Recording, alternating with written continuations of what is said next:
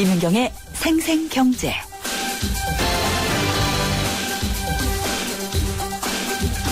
안녕하십니까, 김윤경입니다. 청년 일자리 문제 참 심각합니다. 어제 저희 방송에서도 인터뷰를 통해 전해드렸지만 정부가 직접적으로 만드는 일자리는 거의 장년층에게 혜택이 더 돌아가고 있습니다. 그렇다고 청년들이 해외로 나가야 될까요? 해외 취업도 방법은 방법입니다만은 저는 이런 것 보면 좀 안타깝습니다. 요즘 인기 있는 디즈니 애니메이션 겨울왕국을 봐도요. 한국인 작업자들이 꽤 많이 투입이 됐다고 하는데 우리나라에서는 일자리 찾기도 어렵고 미국은 오히려 숙련된 인재들을 필요로 하니까 그쪽으로들 가고 있는 겁니다. 그래서 외국 영화 제작진 명단을 보면은 한국 사람 이름 발견하는 일이 요즘 상당히 많습니다. 해외로 우리 인재가 뻗어나가고 있다. 이런 말을 하는 것은 여기에 대한 구시대적인 분석일 수 있을 것 같고요. 저는 우리나라에서도 이들이 보람을 찾고 일할 곳이 있다면 그게 더 좋지 않겠느냐라는 생각을 좀 해봤습니다. 실리콘밸리의 기업 최고 경영자들은 아예 이민법을 개혁을 해서 우수 해외 인재를 유치하기 위해 단체도 만들었고요. 오늘은 또 관련 애플리케이션도 내놓았더라고요.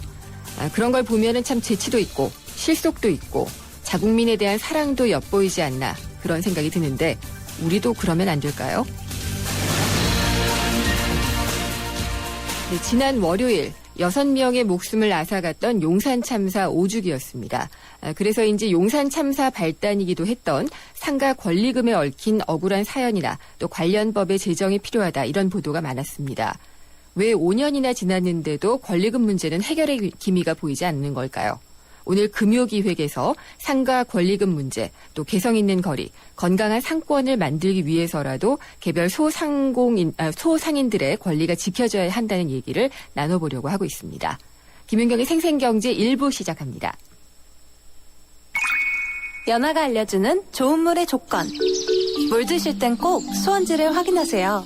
저는 지하 180m 천연 안만수와 드넓은 구규림이 있는 해발 680m 강원도 평창을 꼭 확인해요.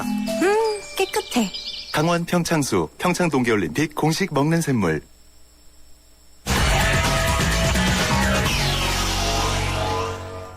네, 오늘 증시 어땠는지 알아보겠습니다. BS투자증권 리서치센터 투자전략부의 홍순표 부장입니다. 안녕하십니까? 예, 안녕하세요. 네, 오늘 아침부터 별로 좋지 않았던 것 같은데 마감은 어떻게 됐나요? 예, 오늘 주식시장은 세계 경기에 대한 우려감이 점증하는 가운데 주요 기업들의 잇따른 실적 부진 소식으로 하락했습니다. 코스피는 어제보다 0.36% 하락한 1940.56포인트로 마치면서 2영업일 연속 하락 흐름을 이어갔고요. 따라서 주간 단위로도 마이너스 0.2%의 수익률을 기록하면서 1주 만에 다시 하락 전환됐습니다. 반면 코스닥 시장은 어제보다 0.46% 하락한 520.31포인트로 마치면서 2영업일 연속 코스피와 마찬가지로 하락했지만 주간 단위로는 플러스 0.43%의 수익률을 기록하면서 5주 연속 상승 흐름을 이어갔고 코스피에 비해 최근 상대적으로 양호한 시장 분위기를 이어갔습니다.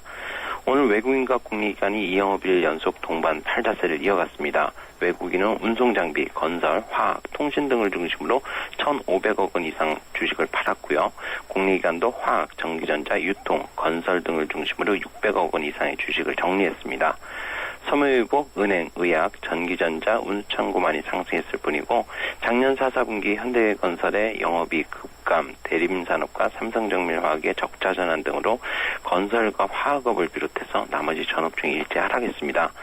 현대차에 이어서 4사분기 부진한 실적을 공개한 기아차, 그리고 4사분기 적자 전환된 삼성 SDI가 1% 이상 하락했고 LG생활건강은 올해 실적 부진 우려로 12.79%나 급락했습니다. 네. 어제 현대차가 이제 실적 실망을 좀 안겨줬는데 오늘 기아차 실적이 나왔고 또 삼성전자 실적이 나왔잖아요.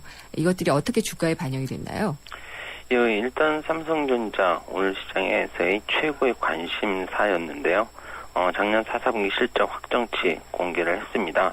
작년 4사분기 영업이익이 전년 동기 대비해서 5.9% 줄었던 8조 3천억 원을 기록한 것으로 나타났고요. 반면 작년 한 해 동안 삼성전자의 영업이익은 36조 7,900억 원을 기록하면서 일단 사상 최대 실적을 달성한 것으로 나타났습니다. 작년 4, 4분기의 실적이 전년 동기 대비해서 6%가량 줄어든 것은 일단 삼성 원화 강세라든지 또 미국의 양적 완화 축소 우려 등의 영향이 컸고요. 또 신경영 20주년 격려금 등 일회성 비용 증가도 원인으로 작용을 했습니다. 네.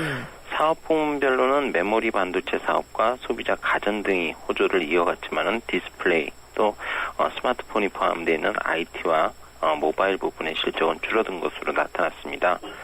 일단 장중에는 그 삼성전자의 4사분기 실적 부진의 영향력이 그동안의 하락을 통해서 미리 반영됐다는 인식과 함께 1.46% 상승하기도 했었습니다. 그렇지만 여전히 삼성전자의 향후 실적 전망에 대한 불확실성이 남아있다는 인식 속에서 장중 하락 전환되기도 하는 등 일단 대부분의 상승분을 반납하면서 0.62% 상승에 그치고 말았습니다. 네. 근데 삼성전자 같은 경우에 이제 그 휴대폰 이쪽 부분에 성장 동력이 좀 꺼지는 게 아니냐 이런 우려가 상당히 좀 큰 편인데요. 어떻게 보시나요? 예, 일단 그 시각 자체 외국계에 이어서 국내 증권사들도 그 스마트폰을 중심으로 한 삼성전자 실적의 둔화 가능성에 또 동의를 전반적으로 하고 있습니다. 네. 일단 전반적으로 영업이익의 증가율 자체는 꾸준히 플러스 증가세를 이어갈 것으로 예상이 되지만은 영업이익 자체가 증가세가 가속화되기는 상대적으로 어렵다는 점, 성장성에서의 한계로 인해서 삼성전자의 주가의 탄력적인 상승은 네. 다소 좀 기대감은 낮아지고요. 다만 삼성전자의 현재 밸류에이션 측면에서 본다면은 사실 삼성전자의 밸류에이션은 지난 글로벌 금융위기 수준보다도 더 낮은 상태입니다. 이런 부분들을 고려한다면 삼성전자의 실적 우려로 인한 그 추가적인 하락 가능성도 다소 좀 낮을 것으로 예상을 하고 있습니다. 네, 그러니까 현대차하고 삼성전자 정말 우리 증시나 경제를 이끌어가는 어떤 동력으로 되어 왔는데 현대차도 그렇고요. 이 전차 분단과 삼성, 현대가 끌어갔던 장세에는 조금 부담이 올까요? 어떨까요? 일단 올해도 현재까지 시장의 진행 상황을 네. 보게 되면은 미국의 양적 완화 규모의 추가적인 촉수 여부가 상당히 중요한 관건으로 작용을 하고 있는데요. 네. 다음 주에 특히 1월 FOMC 회의가 예정이 되어 네. 있습니다. 아무래도 환율 측면에서의 리스크로 인해서 수출 비중이 높은 현대차, 삼성전자의 그 실적 관련된 그 논란은 앞으로도 지속이 될 수밖에 없을 것으로 보입니다. 네, 그럼 다음 주에도 조금 신중한 자세로 지켜봐야지 되겠네요. 예, 네, 오늘 말씀 감사합니다. 예, 감사합니다. BS투자증권 리서치센터 투자전략부의 홍순표 부장이었습니다.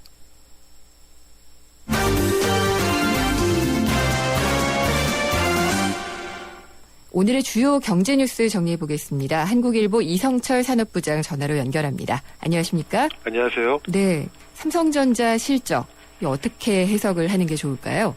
일단 전체 규모로 보면은 작년도에 사상 최대 실적이 나왔습니다. 네. 매출이 228조 원, 그다음에 영업이익 36조 원. 그래서 뭐 사상 최대 기록을 했는데 이제 중요한 게 4분기 실적인데요. 네. 4분기 실적이 상대적으로 꽤 위축된 모습을 보였습니다. 영업이익 자체는 8조 3천억 원. 그러니까 사실 뭐 어마어마한 금액이죠. 네. 이 자체는. 하지만 이게 전분기보다 무려 18%가 줄었고, 그러니까 전분기에는 10조 원을 넘어섰거든요. 네. 또 그 전년도 4분기, 그러니까 전년 동기 대비로 보면은 5.9% 감소가 나왔습니다. 그러니까 이게 전년 동기 또 전분기 다 이렇게 큰 폭으로 이익이 적게 나오니까 자, 삼성전자의 이 고공행진이 드디어 꺾이는 거 아니냐 이런 지금 우려가 나오고 있는데요. 일단 이제 삼성전자 같은 경우에는 4분기에 좀 특수한 요인이 있었다는 점을 강조하고 있습니다. 그러니까 삼성이 그 이건희 회장의 신경영 20주년을 맞아가지고 전 임직원, 그 글로벌 사업장까지 있는 전 임직원한테 100% 기본급 보너스를 줬는데 그게 한 8천억 원 정도 됐고요. 네. 또 환율 때문에 이 갉아먹은 게 한 7천억 정도 되니까 이런 것만 아니었으면 충분히 10조 원대 순이익은 가능했다라고 얘기를 하고 있습니다. 산수로도 가능하게 되네요. 네. 한 1조 5천억 원 정도가 되니까요. 그렇죠. 예, 그렇습니다. 근데 그럼에도 불구하고 전체적으로 본다면은 어쨌든 그 앞분기가 너무 실적이 좋아서 그런 건지 모르겠습니다만은 확실히 좀 속도가 줄어드는 모습은 좀 보이고 있고요. 특히 이제 모바일 같은 경우에 작년에 4분기에 모바일에서 5조 4천억 원 이익이 났는데 이게 전분기보다 18% 감소한 겁니다. 그러니까 여기서 줄은 만큼 전체 이익이 줄었다고 보면 될 것 같습니다. 네. 올해 같은 경우는 어쨌든 플러스 성장이 지속될 거다라고 얘기는 하고 있는데 다만 1분기 같은 경우는 전통적으로 이제 비수기이기 때문에 1분기 실적은 1분기까지는 회복이 좀 어려울 것 같고요. 2분기 이후가 돼 봐야지만 삼성전자의 금년도 성적을 아마 좀 가늠해 볼 수 있지 않을까 예상이 네. 됩니다. 어쨌든 이제 스마트폰 시장도 성숙기에 접어들고 있기 때문에 네. 또 성장성이 높은 신사업을 발굴하지 않으면 안 될 것 같다라는 생각은 좀 드네요. 굉장히 큰 숙제죠. 네. 네. 그리고 어제 현대차, 그리고 오늘 기아차가 실적을 발표를 했는데 삼성전자와 현대차가 진짜 우리 그 경제와 시장을 네. 이끌어간다고 해도 되는데 할 수가 있을 만큼 비중이 큰데 실적은 참 좀 실망스럽네요. 삼성전자는 사실 4분기가 안 좋았지만 연간 전체적으로? 전체로는 예. 플러스였는데 네. 현대차하고 기아차는 둘 다 규모 자체가 감소입니다. 현대차는 어제 실적 발표에서 영업이익이 1.5% 감소했다고 네. 얘기를 했고요. 기아차 같은 경우에는 작년보다 무려 9.8%, 한 10% 가까이 수익이 나빠진 것으로 나왔습니다. 사실 이 현대차하고 기아차 같은 경우는 삼성전자보다 이 환율 영향이 더 큽니다. 네. 특히 이제 대부분 여기서 만들어가지고 나가서 파는 물량들이 굉장히 꽤 많기 때문에 그거는 환율 영향을 그대로 받을 수밖에 없고요. 특히 현대차하고 기아차 같은 경우에 실적 격차가 많이 나는 것. 그러니까 기아차가 순위 감소가 더 큰 거는 기아차가 국내 생산분의 해외 수출이 더 많기 때문입니다. 네. 비중이. 그러니까 아무래도 환율 영향을 더 받을 수밖에 없고. 그래서 현대차 역시도 올해는 이제 신차를 되게 많이 낼 거라고 얘기를 하더라고요. 네. 사실 자동차는 신차가 나오지 않으면은 꾸준한 성적을 내기 어렵습니다. 계속적으로 신차를 내야 되는데 작년에 신차 출시가 굉장히 부진했었고 근데 올해는 신차를 앞세워가지고 좀 나간다고 하니까 네. 실적이 글쎄 얼마나 호전될지 모르겠는데 근데 다만 이제 우려스러운 거는 가장 큰 격전장이라고 할 수 있는 미국 시장. 예. 미국 시장에서 조금씩 좀 힘을 붙이는 모습이 좀 나타나고 있습니다. 주춤했던 도요타라든가 이런 일본 업체들이 워낙 강하게 지금 밀고 오니까 현대차가 조금 이 최근 몇 년간의 아주 순항 네. 여기에서 조금 힘이 붙이는 듯한 모습을 보이고 있고 유럽도 역시 마찬가지고요. 중국에서는 뭐 승승장구하고 있는데 선진국 시장에서의 부진을 어떻게 극복하는지가 관건이 네. 될 것 같습니다. 어쨌든 이 자동차 업체들이 그동안 또 이게 우리 경제에서 갖고 있는 그게 있잖아요. 협력 업체들이라든지 네. 이런 생태계가 다 또 무너질 수가 있기 때문에 좀 많이 사라져야 되는데라는 생각이 좀 안타깝게 네. 들기도 하네요. 그리고 오늘 공공기관으로 다시 지정된 곳이 산업은행하고 IBK 기업은행이었죠? 예, 그렇습니다. 오늘 기획재정부가 공공기관 운영위원회를 열어가지고 KDB 산업은행하고 IBK 기업은행을 다시 공공기관으로 지정하겠다 이렇게 발표를 했는데요. 지금도 사실은 산업은행이나 기업은행 같은 경우는 이제 국책은행이니까 네. 국책은행이라는 지위가 달라진 건 아닙니다. 근데 지난 정부 때 산업은행 같은 경우는 이제 민영화 계획이 확정이 됐고 기업은행도 정부 지분을 단계적으로 축소해 간다 이런 방침 때문에 이 공공기관으로 지정을 하지를 않았습니다. 그렇죠. 예. 공공기관으로 지정을 하게 되면은 뭐 예산이라든가 임금이라든가 조직이라든가 공시라든가 굉장히 아주 타이트한 통제를 네. 받거든요. 그러니까 같은 공기업이라 하더라도 공공기관으로 지정되느냐 안 지정되느냐가 일상적인 활동에서는 굉장히 큰 영향을 많이 받게 되는데 두 개가 다 빠졌었습니다. 근데 지금 올해 2년 만에 다시 이제 공공기관으로 지정이 돼버린 건데요. 네. 그 당시에 빠졌을 때 그런 얘기도 있었습니다.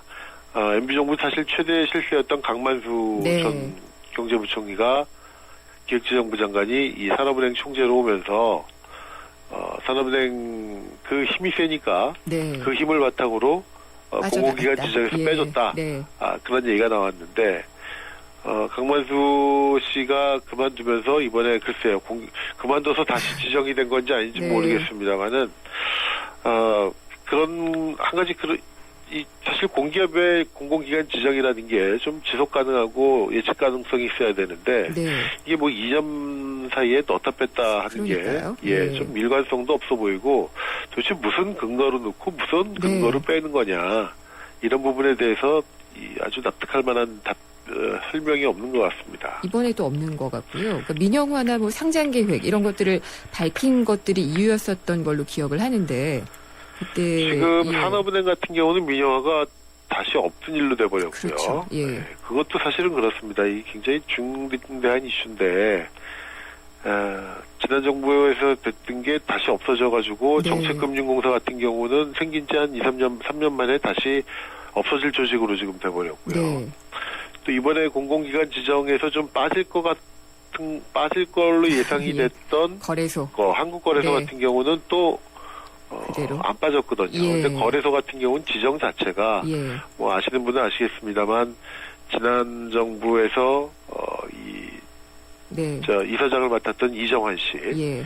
이 이정환 씨를 정부에서 구정부 인사다 해가지고 몰아내려고 하다가 안 되니까 결국 이 공공기관으로 지정하는 그런 이제 행태까지도 보여졌었는데 네.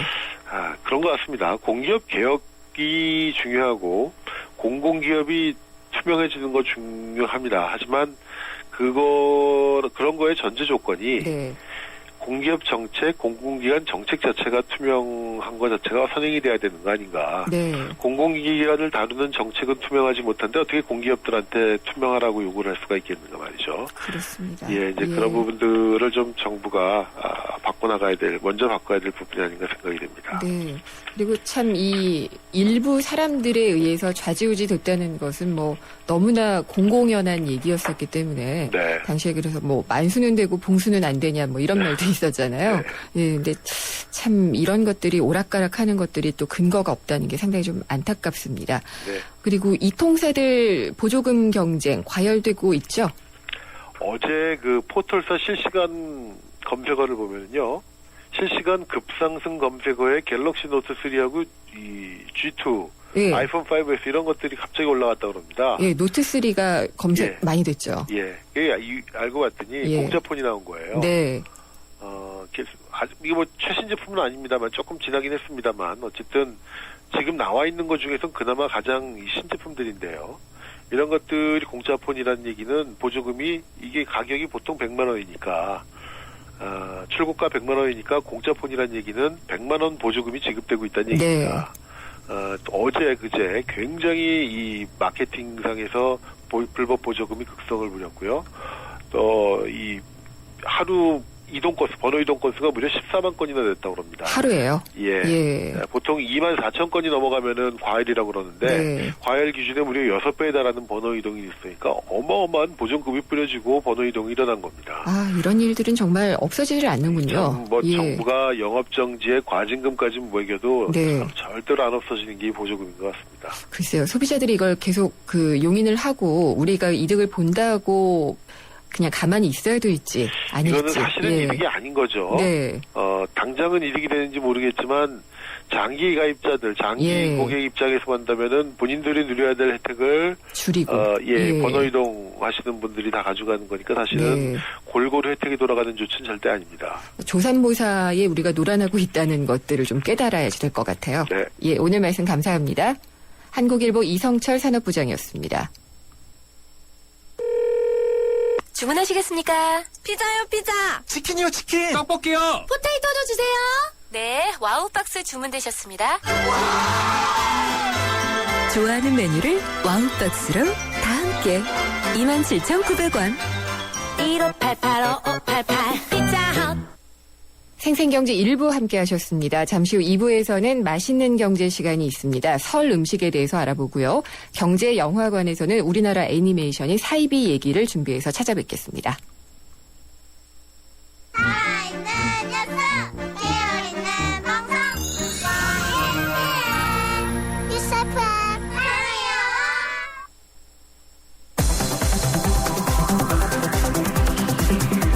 한 걸음 더 경제와 가까워지는 오후 김윤경의 생생경제. 세상의 베이스가 되다 포스코 협찬으로 김윤경의 생생경제 2부 시작합니다. 생생경제에 참여하실 수 있는 방법 알려드리겠습니다. YTN 라디오 앱 예스를 깔아주시고요. 또 짧은 문자는 50원, 긴 문자는 100원이 부과되는 휴대전화 우물정의 0945번, 트위터는 YTN_이코노미고요. 웹사이트 김윤경의 생생경제로 보내주십시오. 여러분의 많은 의견 기다리겠습니다. 모두가 하고 싶어하는 일보다 누군가 해야 하는 일을 하자. 오늘의 이익보다는 내일 더 필요한 일을 하자. 함께할 때 더 큰 가능성을 창조할 수 있기에 함께 더 멀리 내일을 키우는 에너지 한화. 순수하지만 깊게, 부드럽지만 진하게, 우유에 꼭 맞는 로스팅으로 더 깊은 커피향. 역시 맥심이죠. 우유를 넣어도 향이 깊은 맥심 화이트 골드 커피 믹스.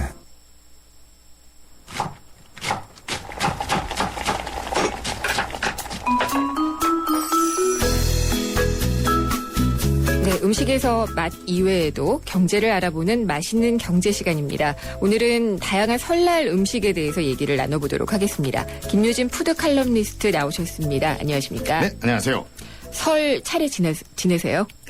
저희는 예배 봐요. 아, 예배. 네. 그래도 음식은 하죠? 음식은 하죠. 예. 네. 얼마나 하세요? 양이 많지는 않고요.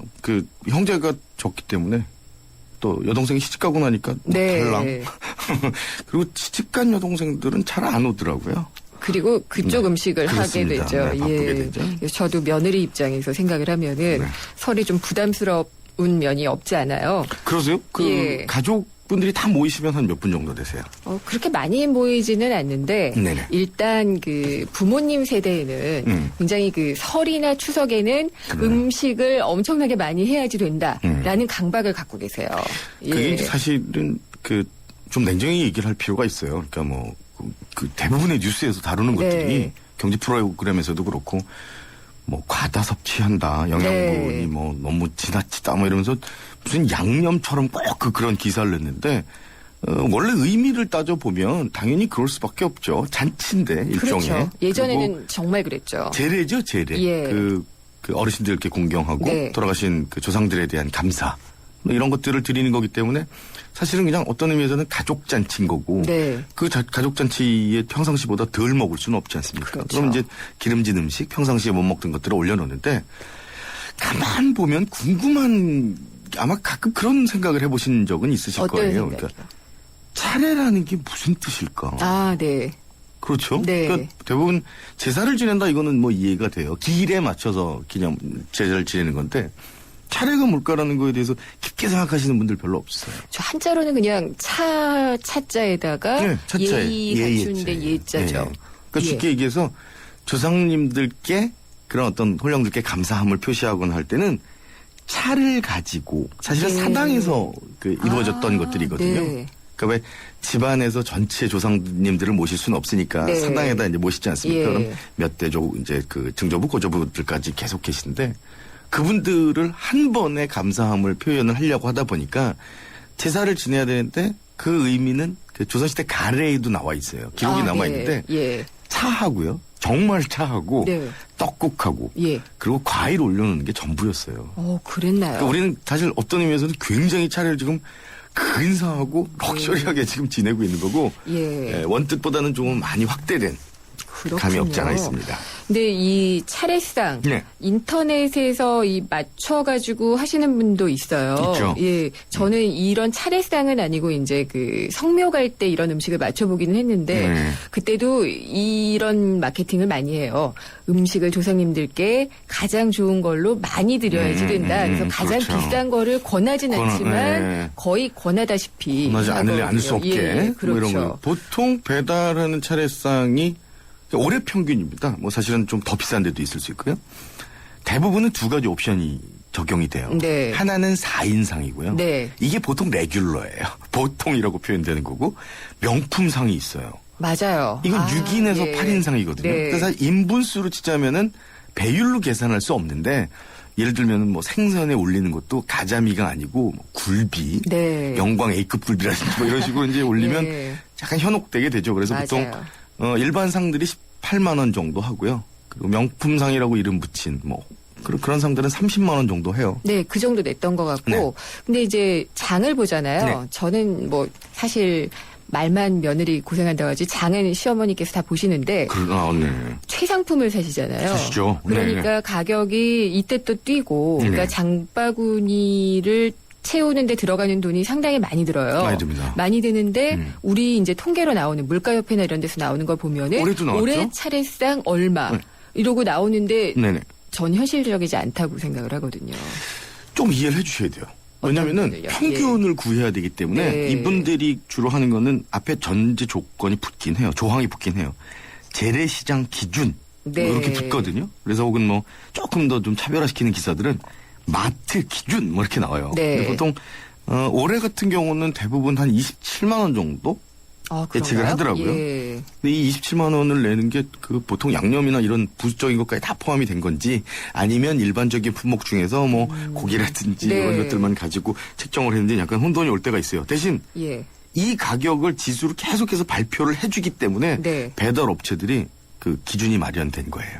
더 올릴 수 없도록. 그럼요. 그러니까 예. 예를 들어서 올해 상차림은 27만 원 평균적으로 들어간대. 네. 라고 매스컴에서 발표를 해주니까 맞아요. 예. 당연히 이제 본인들이 그런 판단을 할 면이- 때는 예. 야 27이면 명품상으로 그냥 하자 33만 원 더 이렇게 되는 네네. 거예요. 맞아. 그런 면이 있을 것 같은데. 그리고 또 이제 명절에 나오는 것 중에 항상 이제 이 유통기한을 속이는 것들 이것도 고질적으로 나오는 원산지도 그렇고요. 그렇죠. 예. 그런 것들 참 어떻게 구별하기도 어려워요. 요번 주에 가장 핫했던 그 식재료, 음식에 관련된 그 뉴스 중에 한 가지는 이거죠.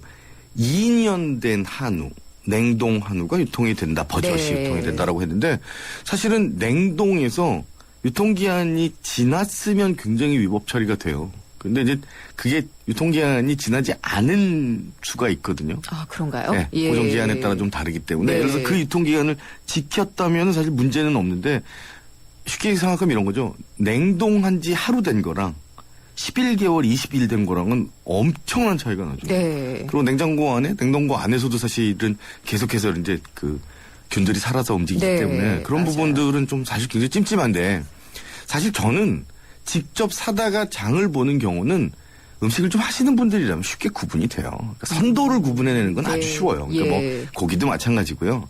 뭐 생선도 마찬가지고. 네. 근데 구분이 잘 안 되는 것 중에 하나가 사골, 네. 한우 툭불이에요. 뭐 이런 얘기들을 네네. 합니다. 예. 요거 굉장히 위험한 발언이에요. 뭐 이게 마트 같은 데서 자 오늘 뭐 한우 툭불 네네. 특별 가격에 모시겠습니다 예. 그러는데 뼈는 플러스로 등급을 매기지 않아요. 뼈에는 등급이 네, 없군요. 굉장히 중요한 예. 얘기입니다. 예를 들어서 육색 예. 등 한 6개에서 7개 조항을 보고 네. 이게 1등급이야, 2등급이야, 3등급이야. 네. 그 중에서도 1등급 중에서도 플러스 1등급 플러스 네. 2등급에서 툭불이라는 얘기가 나오는데 뼈는 그렇게 구분을 짓지 않기 때문에 사골과 잡뼈는 네. 그냥 한 몫에 예. 한우냐 아니냐로만 예. 구분이 되죠. 그러니까 한우 사골 툭불이라 그래서 쫄깃하게 해줘갖고 거기다가 돈 많이 쓰시면 절대 안 됩니다. 역시 저는 그런 상식이 부족한 것 같습니다. 아니요. 근데 사실은 예. 이거는 전문가들조차도 네. 굳이 뭐 이렇게 큰 가치를 두지 않기 때문에 네. 그냥 넘어가는 경우가 많고 제가 정말 속상한 건 그런 예. 거예요. 다행히 소비자 고발 프로그램에서 한 2번 해줘서 고맙긴 한데 전체를 매도하고 싶은 생각 없고요. 일부 몰지각한 가둬놓고 싶은 분들에게만 좀 경고를 좀 한다면 선물이라고 하는 네. 정말 애틋한 마음을 완전 악용을 하는 경우가 있어요. 예를 들어서 10만 원짜리 굴비, 20만 원짜리 굴비, 네. 30만 원짜리 굴비인데 누가 봐도 그 집 사모님은 30만 원짜리 정도는 알아보실 거야. 네. 라고 해서 그러면 마리수가 적어도 큼직한 녀석들 5~6마리짜리에서 30만 원짜리를 보냈는데 세상에 그렇다고 도착한 선물 보고 여기 저기 선생님 뭐 사모님 아니면 아주머님 해가면서 사진 좀 찍어서 저한테 보내주실래요 할 수가 없잖아요. 그렇죠. 예. 맞아요. 그러다 보니까 예. 그 안에서 바꿔치기를 하고 결국 도착한 것들은 작은 녀석이 갖고 하는 경우가 많아요. 고기도 마찬가지예요. 네. 고기도. 예. 이쪽에서 볼 때는 분명히 한우 2 플러스 등급을 해갖고 주문을 했는데 명절에 한 몫에 움직이기 때문에 그 많은 네. 양이 유통되기가 쉽지 않습니다. 그렇죠. 네. 참 그런 것들 없어져야 되는데 안 네. 없어져요. 그리고 이 차례를 안 지내는 경우에는 음식을 뭐 그렇게 많이 하지 않겠지만 그래도 네. 명절 분위기라는 것은 내는 그럼요. 게 좋으니까 네네. 뭔가를 좀 차리고 싶어 하시는 분들이 많을 텐데 네네. 그때는 어떤 명절 음식을 하면 좀 태가 날까요? 뭐 가장 편한 것 중에 몇 가지만 꼽자면 물론 뭐 나물류라든지 제사를 지내는 집들 같은 경우는 좀 훨씬 더 양이 늘어나겠습니다만 저는 그냥 단촐한 가족일 때 너무 욕심내시지 말고 그냥 떡국하고요. 네. 어쨌든 새해를 맞이하는 거고 기원을 하는 거기 때문에 네. 무병장수 좀 의미가 담겨 있습니다. 그래서 떡국은 사실 그리 어렵지 않으니까 떡국 정도 하고요. 네. 전하고 네. 그리고 그냥 갈비찜 정도만 하셔도 충분히 분위기는- 단촐하게 되는데 네. 저는 제가 장손이기 때문에 저희 집에 문화를 바꿔놓은 게 있어요. 어떤 거죠? 저는 아버님이 5형제시거든요. 네. 그러니까 이제 작은 어머님들이 4분이 계시잖아요. 언젠가부터 제가 머리가 크고 나니까 저희 어머님 혼자 음식을 다 하시는 게 너무 화가 나더라고요. 네. 그래서 이제 작은 어머님들한테 전화를 돌려서 그 전날 오시게끔 했는데 이 일 저 일 뭐 하여튼 사건 사고가 많으세요. 안 오시는 경우. 그렇죠. 그래서 배당을 합니다. 예. 저희 어머니가 하지 않고 제가 합니다. 판럭 파티인가요, 그럼? 그렇습니다. 예. 보통 이제 포틀럭이라고도 예. 하는데 파틀럭 같은 경우가 이런 거죠. 둘째 작은 어머님한테는 예. 전을 담당해 네. 주십시오. 셋째 작은 어머님한테는 갈비, 예. 넷째 작은 어머님한테는 과일. 요즘 그렇게 많이 뭐 그렇습니다. 해요. 예. 이렇게 가면 사실 비용에 대한 부담도 좀 많이 줄고요. 그리고 서로 이제 화제거리가 많이 생기는 거죠. 야, 솜씨 많이 좋아졌어. 뭐 이런 것도 있고. 네. 서로가 그런 어떤 안부를 묻는 게 큰 의미이기 때문에 네. 그런 거 좀 추천해드리고 싶어요. 저는 각각 맞아요. 가져오는. 네. 그리고 요즘에는 차례상이나 뭐 제사상에도 그런데 우리 이제 뭐 진짜 할아버지 이러면 다 알잖아요. 어떤 음식 좋아하셨는지. 그렇죠. 네. 이래서 생전에 좋아하셨던 음식을 올리는 경우가 있어요. 네네. 뭐 피자도 올리는 집도 많고 그럼요. 커피도 네네. 올리고 네. 이러는데 네. 올리지 말아야 될 음식이 있다면 네. 뭘까요? 아, 이거 굉장히 조심스러워요. 네. 남십 제사상에 감나라 배나라 하는 꼴이 네. 돼서 이건 참 안 좋긴 한데 기본적인 거는 아까 말씀하신 예. 그 질문 안에 다 들어있어요. 답이. 그 되게 질문이 날카롭다고 생각했던 건데 네. 이런 겁니다. 어쨌든 돌아가신 조상님들이 오신다는 건 홀령 있잖아요. 네. 그러면 홀령이 제일 무서워하는 게 몇 가지 있잖아요. 마늘? 적색. 아, 예. 그래서 네. 제사상에는 붉은 음식을 잘 안 올려요. 그래서 과일도 네. 오해를 하고 안 드실까봐 예. 위아래를 평평하게 괴이기 위해서 까놓는 거예요. 아, 그렇군요. 예, 그래서 네. 막이 아주 두터운 것도 올리지 않아요. 막이 두터운 거요. 그러니까 뭐 예를 들어서 예. 껍질이 좀 두껍다든지 네. 이런 것들 갑각류를 잘 안 올리는 이유가 그런 예. 거고요. 가장 큰 거는 1번. 어쨌든 네. 그 뭐 액을 막는다라고 하는 붉은색 계열 잘 안 쓰죠. 그래서 네. 고춧가루를 잘 안 쓰는 거고 적이나 전 같은 거 붙일 때도 보면은 그렇네. 가만 생각해보니까 간을 되게 안 하죠. 슴슴하네라고 예. 하죠. 두 번째 이제 마늘 들어가는 음식. 네. 그래서 뭐 헛제사밥 같은 거 이렇게 드셔보시면은 슴슴하긴 한데 이거 뭔가 빠진 것 같고. 네. 세 번째는 일맥상통한 얘기긴 합니다만 비늘이 두터운 생선들은 쓰지 않아요. 그렇군요. 네. 그리고 돈이? 예. 쉬가는 네. 맛이 가는 치자가 들어가는 생선도 잘 쓰지 않습니다. 아, 그렇군요. 네네.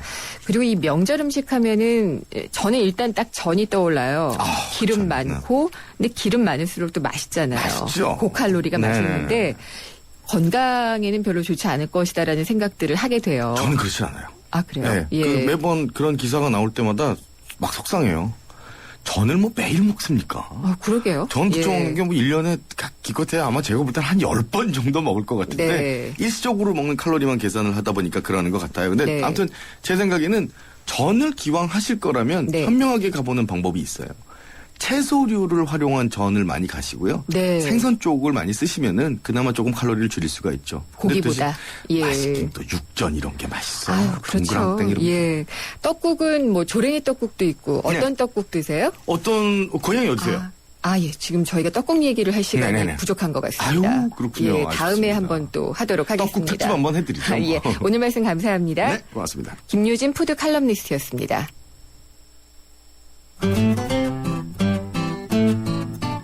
생생경제를 다양하게 만나는 방법. YTN 라디오 앱 예스와 웹사이트 김윤경의 생생경제 또는 트위터 YTN_이코노미로 실시간 듣기와 다시 듣기를 하실 수 있고 방송 내용에 대한 문의와 의견을 주실 수 있습니다.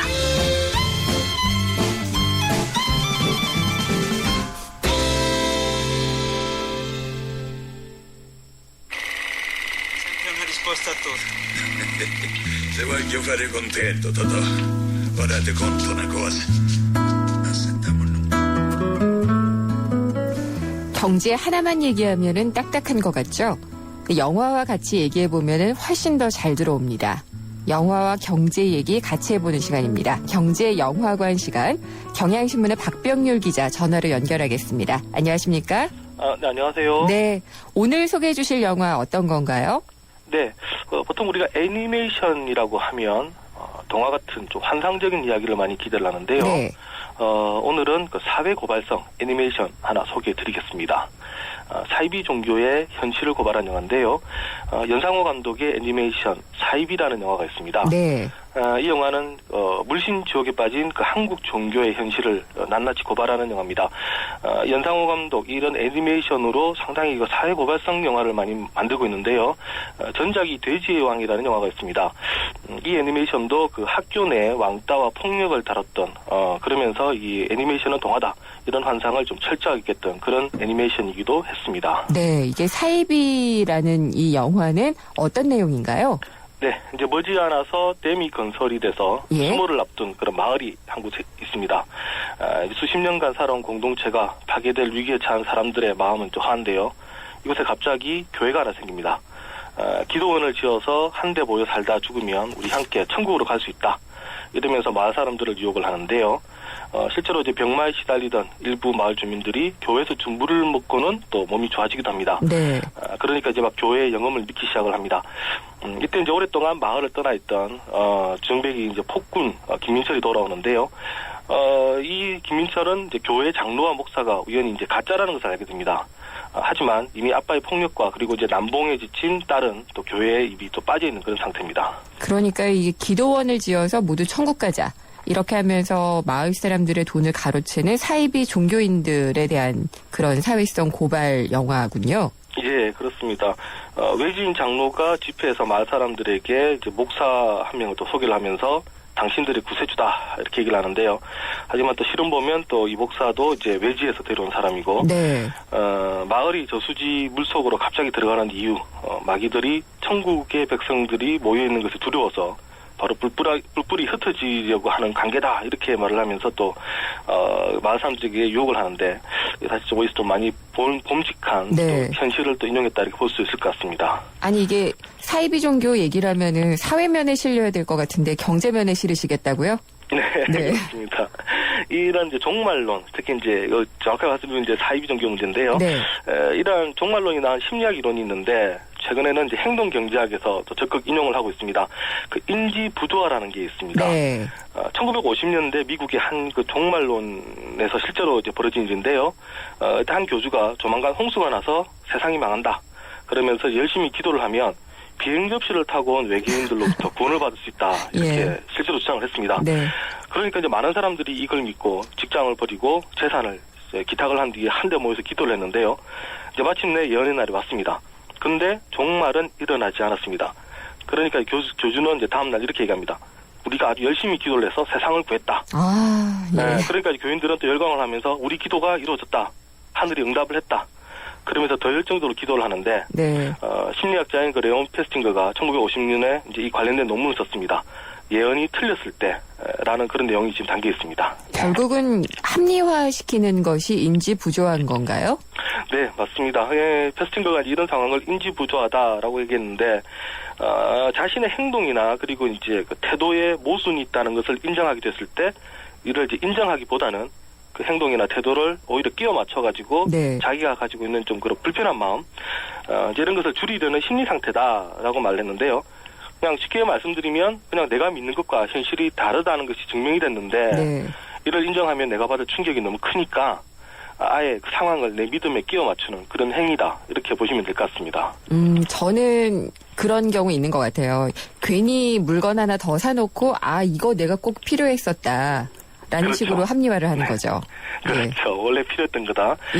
뭐 예를 들면 뭐 명품 가방 같은 경우도 있을 수가 있는데 아주 비싼 가방을 샀습니다. 근데 이게 알고 보면 이 명품이 이게 제작이 잘못돼가지고 염색이 잘못돼서 이제 색이 바랬는데 이를 이제 뭔가 좀 잘못됐다고 의심하기보다는 처음부터 이거 원래 명품은 색이 잘 바른다.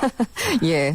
그렇게 하는 이유 중에 하나가 이게 왜냐면 나는 아주 제대로 된 제품을 샀기 때문에 네. 손해보지 않는다라는 그런 이제 일종 선입견이라든가 네네. 자기 보호장치가 있는 겁니다. 예. 그렇게 생각을 바꿀 가능성이 크다는 거고요. 우리 사실 일상에서 보면 또 이런 일이 많이 벌어집니다. 엄청나게 이제 과외를 많이 시켜가지고 사교육비를 투입해서 아이 공부를 시켰는데 수능 성적이 나쁘게 나왔습니다. 그래 되면 이제 학원이라든가 내 아이를 좀 탓해야 되는데 그게 아니라 수능 출제 문제가 너무 이상하다. 네. 네, 우리는 문제가 없었는데 그렇죠. 네. 이 문제가 잘못돼가지고 성적이 나빠졌다라고 네네. 주장할 수가 있고요. 원래 같으면은 뭐 그것도 아니면 또 학교 교육 자체가 잘못돼가지고 내가만 돈을 투자해도 네. 성적이 안 나오더라라고 이렇게 화살을 돌릴 수도 있습니다. 하노백이 쓰는 그 부자들의 생각법이라는 책을 보면요. 이탈리아 증권시장에서는 주가가 떨어지면 경제지의 판매가 늘어나고 주가가 오르면 경제지의 판매 부수가 늘어나고요. 네. 또 주가가 떨어지면 판매 부수가 떨어지는 현상이 있다 이렇게 밝혔는데 왜 그런가 살펴봤더니 특히 이제 주가가 떨어졌을 때 투자자들은 내가 잘못 판단한 게 아니라 네. 경제지가 잘못된 정보를 줬다.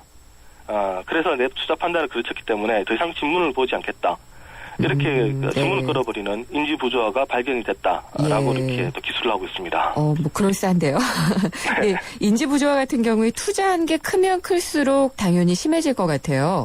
네, 맞습니다. 아무래도 자신이 관여한 것, 그다음에 자신이 쓴 비용 이런 것들이 크면 클수록 강해지는데요. 역시 그럴수록 받는 충격도 크기 때문에 쉽게 현실을 인정할 수가 없는 겁니다. 그러다 보면 실제로 하지 않아 놓고 마치 한 것처럼 이렇게 또 착시 현상에 빠질 수도 있는데요. 심리학에 보면 사실 그런 사례들이 많이 발견이 됩니다. 근데 이제 중요한 거는 만약에 이런 게 개인의 판단이 아니라 전 기업이라든가 국가를 책임져야 될 CEO라든가 네. 정치인이 만약 이런 인지 부조에 빠지면 어떻게 될까라고 상상을 해볼 수가 있습니다. 투자 실패를 했는데 이를 냉정하게 판단하지 않고 투자 실패 책임을 외부 환경으로 미룬다든가요. 상황을 다르게 분석을 해서 더 큰 실패로 몰아넣을 수가 있는데요. 네. 특히 이제 그 자식들에게 회사로 물려줄 경우 이때도 인지 부조화에 빠질 가능성이 또 크다고 합니다. 아무래도 자식에 대한 사랑이 원체 크다 보니까 자기 자식들의 경영 능력이 나쁘다는 것은 인정을 잘 안 하고요. 그보다는 이제 주변의 보좌를 잘못해서 나쁜 결과가 나왔다. 네. 그러면서 오히려 이제 우수한 경영진을 해고시키는 그런 사례도 있다는 겁니다. 네. CEO 리더십을 연구한 자료들을 보면 꼭 빼놓지 않는 게 리더들은 반드시 인지 부조화를 경계해야 된다. 이런 경고를 하고 있습니다. 네. 다시 영화로 돌아가서 보면은 이 사이비 속의 마을 주민들도 바로 그런 행태를 보였다죠? 네, 맞습니다. 이 장로한 목사가 이제 사기꾼이라는 걸 아는 민철이 마을 사람들을 만나서 이 사람들 가짜다. 이렇게 외칩니다. 네. 하지만 이제 사람들은 믿지 않습니다. 이미 이주 보상금으로 받은 전 재산을 기탁을 한 상황에서 교회가 가짜다. 이거 사실 상상할 수가 없는 일입니다. 영화 속에 보면 실제로 이제 그 민철의 고향 후배가 이런 얘기를 하는데요. 그냥 형님 우리를 그냥 이렇게 살도록 내버려 두세요. 내 아내가 이렇게 좋아하는데 그럼 됐다. 네. 이게 사실인지 모르겠지만 더 얘기 듣기 싫다는 거죠. 예. 그걸 듣게 됐을 때 아내가 충격이 너무 크다. 얘기고 그리고 이제 민철의 딸 영선도 그렇습니다. 이 딸도 보면 하나님을 위해서 일하고 싶다. 교회 장로 찾아가니까 그 교회 장로가 소개시켜주는 곳이 바로 술집 접대부입니다. 예. 그럼에도 불구하고 이제 그녀는 하나님 사업에 기여한다. 그러면서 이제 술 접대부 일을 계속을 합니다. 왜 그럴까? 이미 여성으로서 못 맞아 버린 상태에서 자신이 속았다는 것을 인정한 순간 이제 그녀를 지탱해 줄 수 있는 것은 아무도 없기 때문인데요. 결국 나중에 이제 그녀 알게 됩니다. 목사와 장로가 가짜라는 것을 알게 되는데 그러니까 그녀가 한 선택은 바로 자살로서 이렇게 또 막을 내리게 됩니다. 좀 슬픈 이야기인데요. 네. 예, 어쨌든 인지 부조화라는 것이 개인의 차원에서도 문제가 될 수 있지만 정말 기업이나 조직을 이끄는 장으로서는 정말 좀 경계를 해야지 될 것이 아닌가라는 생각을 좀 강하게 해봤습니다. 네. 예, 오늘 말씀 잘 들었습니다. 감사합니다. 네, 감사합니다. 경향신문의 박병률 기자였습니다. BMW 엑스드라이브가 알려드리는 교통정보 김유리입니다. 갑작스런 폭설로 도로 곳곳이 빙판길입니다. 교통안전에 당신에게 날씨는 두려움입니까? 즐거움입니까? 어떤 상황에서도 지능적으로 대응하는 BMW 엑스드라이브. 드라이빙의 즐거움은 계속됩니다. 나랑 결혼해줄래? 내 속까지 풀 스테인리스로 건강하고 깨끗하게 지켜주고 아껴주고 싶으니까 코코 풀 스테인리스 2.0 에코. 매일 너와 쿠쿠하고 싶어. 쿠쿠. 잠시만요. 내국신용장 매입 추심 전자 알고 가실게요. 뭐? 개설 통제 이어 매일 추심까지. 내국신용장 전체 업무를 빠르고 편리하게 검색창에 전자내국신용장을 치세요. 늦기만 하니까. 2월부터는 내국신용장 업무는 이제 은행 가면 안 돼. 이 캠페인은 산업통상자원부와 한국무역협회가 함께합니다. 네, 다달이 월세 꼬박꼬박 내면서 가게를 키운 사람들이 권리금을 한 푼도 못 받고 쫓겨난다. 근데 그분들 보호해줄 법이 없다. 말이 안 되죠? 상가 권리금, 그리고 또 이것과 연결된 거리 문화 얘기, 금요기획에서 나눠보도록 하겠습니다. 내신 뉴스 듣고 3부에서 뵙겠습니다.